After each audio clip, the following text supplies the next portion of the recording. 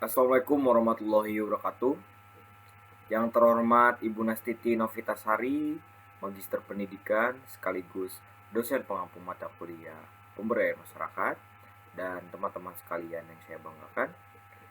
Di sini kami kelompok 6 akan mempresentasikan hasil dari diskusi yang kami selenggarakan. Kami terdiri dari 5 orang. Yang pertama ada Mutia Fitri Sasabila dengan NPM 2021030063, Wanda Ayu Rahma dengan NPM 2021030079, Ahmad Fauzan yaitu saya sendiri selaku moderator dengan NPM 2021030077, Putri Nur Fauzia dengan NPM 2021030081. Presenter pertama akan dibawakan oleh Putri.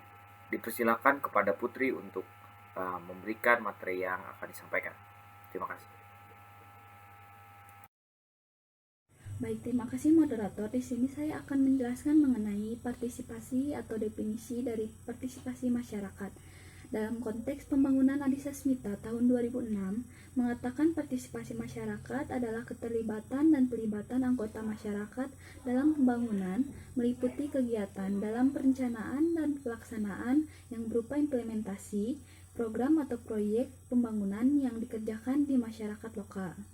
Pentingnya partisipasi masyarakat, yang pertama yaitu partisipasi masyarakat merupakan suatu alat guna memperoleh informasi mengenai kondisi, kebutuhan, dan sikap masyarakat.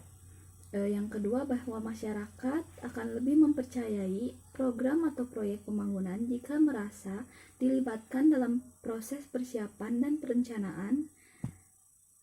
Yang ketiga, adanya suatu anggapan bahwa merupakan hak demokrasi bila masyarakat dilibatkan dalam pembangunan mereka sendiri.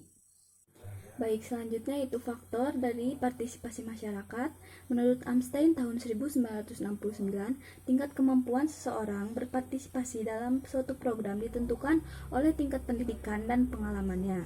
Sedangkan tingkat kesempatan untuk berpartisipasi dalam program ditentukan oleh pihak luar. Dalam hal ini adalah penyelenggara program, yaitu sejauh mana penyelenggara memberikan ruang kepada sasaran program untuk berpartisipasi. Dalam hal ini adalah keterdedahan informasi dan tingkat pendampingan yang diterima peserta program dari penyelenggara program Soeharto tahun 2005. Pengaruh partisipasi masyarakat dipengaruhi oleh dua faktor, yaitu internal dan eksternal. Faktor internal yaitu mencakup karakteristik individu yang dapat mempengaruhi individu tersebut untuk berpartisipasi dalam suatu kegiatan, yaitu umur, jenis kelamin, status dalam keluarga, tingkat pendidikan, etnis, agama, bahasa, pekerjaan, tingkat pendapatan, jarak rumah dan lokasi pekerjaan, atau aktivitas dan kepemilikan tanah. Yang kedua, faktor eksternal adalah semua pihak luar yang berkepentingan dan mempunyai pengaruh terhadap program tersebut, antara lain pengurus desa, tokoh masyarakat, pemerintah daerah, NGO, pihak ketiga, LSM, yayasan sosial, perguruan tinggi. Sekian. Bentuk partisipasi masyarakat dalam pemberdayaan atau pembangunan adalah bentuk bagian dan keikutsertaan masyarakat dalam program pemberdayaan untuk mencapai tujuan yang ditetapkan. Secara sederhananya, partisipasi bisa diartikan sebagai keikutsertaan seseorang, kelompok, atau masyarakat dalam proses pembangunan. Pengertian tersebut dapat diartikan bahwa seorang, kelompok, atau masyarakat dapat memberikan kontribusi atau sebuah sumbangan yang sekiranya dapat menunjang keberhasilan dari sebuah proyek atau program pembangunan. Secara umum, partisipasi masyarakat dapat dilihat dari bentuk partisipasi masyarakat yang diberikan dalam bentuk nyata, dan juga bentuk partisipasi yang diberikan dalam bentuk yang tidak nyata. Bentuk partisipasi yang nyata misalnya uang, harta benda, tenaga, dan keterampilan. Sedangkan bentuk partisipasi yang tidak nyata adalah partisipasi buah pikiran, partisipasi sosial, pengambilan keputusan, dan partisipasi representatif. Bentuk-bentuk partisipasi masyarakat dapat dilihat sebagai berikut. Menurut Hurairah, Yang pertama ada partisipasi buah pikiran yang diberikan partisipasi dalam ajang sono, pertemuan atau rapat. Yang kedua ada partisipasi tenaga yang diberikan partisipasi dalam kegiatan untuk perbaikan atau pembangunan desa, pertolongan bagi orang lain, dan sebagainya. Yang ketiga ada partisipasi harta benda yang diberikan orang dalam berbagai kegiatan untuk perbaikan atau pembangunan desa, pertolongan bagi orang lain yang biasanya berupa uang, makanan, dan sebagainya. Yang keempat ada partisipasi keterampilan dan kemahiran yang diberikan orang untuk mendorong aneka ragam bentuk usaha dan industri. Yang kelima, yang terakhir ada partisipasi sosial yang diberikan orang lain sebagai tanda kekuyuhan. Saya Mutia Witisabila. Di sini saya akan membahas mengenai tahapan yang dilalui untuk menumbuhkan partisipasi masyarakat. Nah, bisa kita ketahui bahwasannya partisipasi merupakan penentuan sikap dan keterlibatan hasrat setiap individu dalam setiap kondisi dan situasi dari organisasinya. Nah, sehingga pada akhirnya akan mendorong individu tersebut untuk berperan serta dalam pencapaian tujuan organisasi serta ambil bagian dari setiap pertanggungjawaban bersama.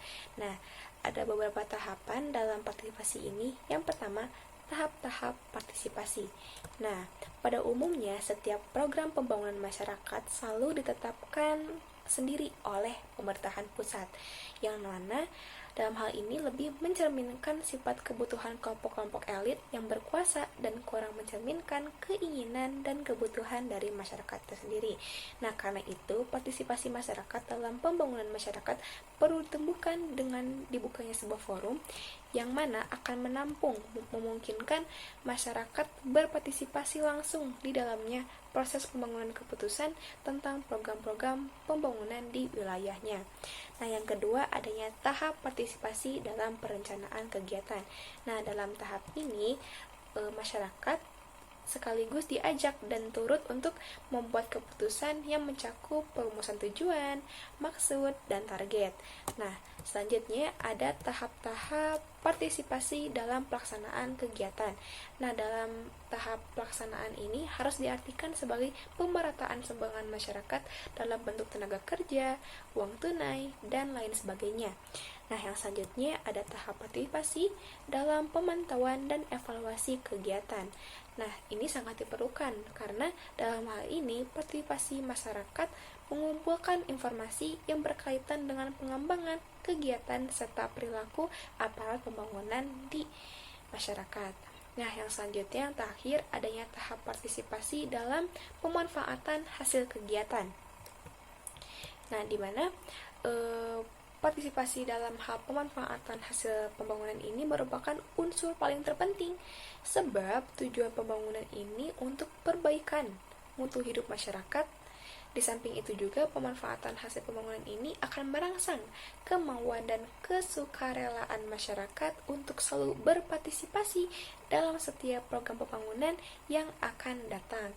Nah, tumbuh dan kembangnya partisipasi masyarakat ini dapat ditentukan dengan 3 unsur pokok. Yang pertama, adanya kemauan yang diberikan kepada masyarakat untuk berpartisipasi, adanya kesempatan masyarakat untuk berpartisipasi, dan adanya kemauan masyarakat untuk berpartisipasi. Baik, selanjutnya saya akan menjelaskan mengenai hasil partisipasi masyarakat. Partisipasi masyarakat dalam pelaksanaan kegiatan program pemberdayaan masyarakat didahului dengan melakukan penyusunan rencana kegiatan untuk menentukan jenis kegiatan apa yang akan dilaksanakan. Penyusunan rencana ini dibahas dan dimusyawarahkan di tingkat RT masing-masing, yang kemudian diusulkan dan dimusyawarahkan di tingkat desa dengan melibatkan beberapa komponen masyarakat, asosiasi LPM, PKK, tokoh pemuda, dan pemerintah setempat, bahkan sampai anak-anak pun dapat dilibatkan jika diperlukan suatu aspirasi dari anak, dengan cara mengundang mereka untuk ikut hadir pada saat musyawarah berlangsung. Dalam berpartisipasi menghadiri rapat ini tergolong baik karena nantinya mereka akan ikut andil dalam pengambilan keputusan. Dengan mengetahui program apa yang akan dilaksanakan, maka mereka akan terdorong untuk terus terlibat aktif dalam pelaksanaannya dengan menyumbangkan tenaga ataupun dana secara sukarela untuk berlangsungnya program pemberdayaan masyarakat tersebut. Sehingga dalam penyusunan rencana program, pelaksanaan dan pengawasan hasil program yang telah dilaksanakan tingkat keterlibatan masyarakatlah yang lebih dominan daripada keterlibatan pemerintah. Kemudian, partisipasi masyarakat dari pelaksanaan program ini mampu memberikan manfaat dan kemudahan bagi masyarakat lainnya dalam mengakses berbagai sarana yang ada, serta melakukan berbagai kegiatan, baik kegiatan ekonomi maupun dalam melakukan aktivitas sehari-hari. Faktor lain yang menyebabkan partisipasi masyarakat berjalan dengan baik yaitu disebabkan oleh tingkat pendidikan yang dimiliki masyarakat tersebut serta pengetahuan akan perencanaan pembangunan. Selain itu, pekerjaan atau mata pencaharian yang dimiliki masyarakat juga dapat berpengaruh langsung terhadap tingkat keterlibatan partisipasi dalam pelaksanaan program. Jika tanpa dukungan dari partisipasi masyarakat, maka program pemberdayaan masyarakat pun tidak akan berjalan dengan baik. Sebelum presentasi dari kelompok kami ditutup, ada kesimpulan dari saya. Kesimpulan dalam mewujudkan untuk program pemberdayaan masyarakat pada setiap lembaga dibutuhkan suatu pola manajerial dalam pengelolaan pembangunan. Pola manajerial tersebut dimaksudkan agar hasil pembangunan dan program-program pemerintah lainnya dapat dirasakan dan dinikmati manfaatnya oleh masyarakat. Salah satu hal yang dibutuhkan adalah kesadaran partisipasi aktif seluruh masyarakat dalam menunjang suksesnya pelaksanaan program pembangunan. Sekian dari kelompok kami, mohon maaf bila ada kesalahan karena kesalahan datangnya dari kami. Sekian, wassalamualaikum warahmatullahi wabarakatuh.